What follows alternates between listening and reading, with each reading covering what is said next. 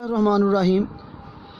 अब हम last 3 numerical रहते हैं, उनको डिस्कस करते हैं one by one. How much time is required to change, ये बहुत अहम न्यूमेरिकल है जी।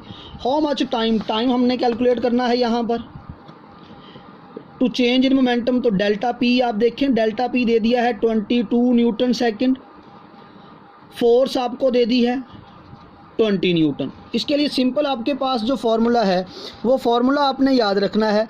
फार्मूला है हमारे पास F is equal to del P over T.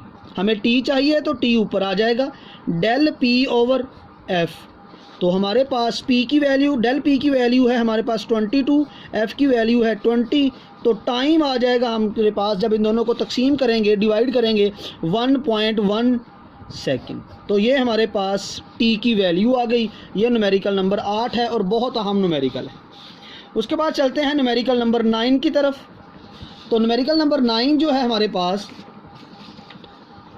How much is the force of friction between wooden block. Force find out करनी है friction की। और हमारे पास वुडन ब्लॉक मैस दे दिया है उसका 5 किलोग्राम।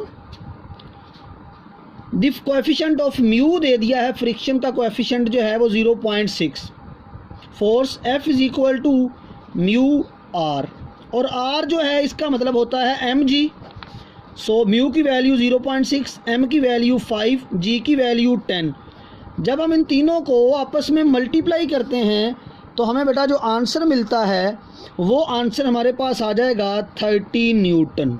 तो आपने इन तीनों को सिंपली मल्टीप्लाई कर लेना। अब चलते हैं लास्ट न्यूमेरिकल की तरफ, जो कि न्यूमेरिकल नंबर 10 है।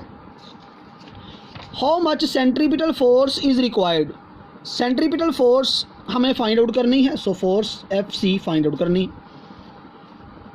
Needed to make a body of mass, mass कितना दे दिया हमें जी 0.5 kilogram. To move it in circle of radius, radius हमें दे दिया 50 सेंटीमीटर। सेंटीमीटर को मीटर में बदलने के लिए 100 से डिवाइड किया तो ये R हमारे पास आ गया, ये इससे कट गए 0.5 मीटर। और जो वेलोसिटी दी है, स्पीड दी है, वो कितनी है जी 3 मीटर पर सेकंड। फोर्स हमें चाहिए। अब जानते हैं सेंट्रीपिटल फोर्स जो है उसका formula F is equal to mv² over R।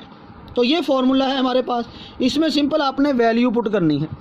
m की वैल्यू क्या है जी, m की वैल्यू 0.5, v की वैल्यू 3 इसके ऊपर स्क्वायर, r की वैल्यू 0.5 से कट गया तो फोर्स हमारे पास आ गई 3 का स्क्वायर 9 न्यूटन। तो ये हमारे पास सेंट्रीपिटल फोर्स आ गई। इस सेंट्रीपिटल फोर्स से हम कैलकुलेशन मुकम्मल हो गई। तो ये हमारे पास सेंट्रीपिटल फोर्स का आंसर है। तो ये आपके न्यूमेरिकल जो है ये कंप्लीट हो गए। न्यूमेरिकल पेपर में 5 नंबर का आता है, क्वेश्चन पेपर में 4 नंबर का आता है। इसलिए numerical as compare to long question जो है न्यूमेरिकल बहुत ज़्यादा इम्पॉर्टेंट है, क्योंकि पेपर में न्यूमेरिकल की वेटेज ज़्यादा है as compare to long question. So इनको अच्छे से समझिए, अच्छे से याद कीजिए। आई होप आपको इनकी समझ आएगी। सब्सक्राइब भी कीजिए, लाइक भी कीजिए और शेयर भी कीजिए।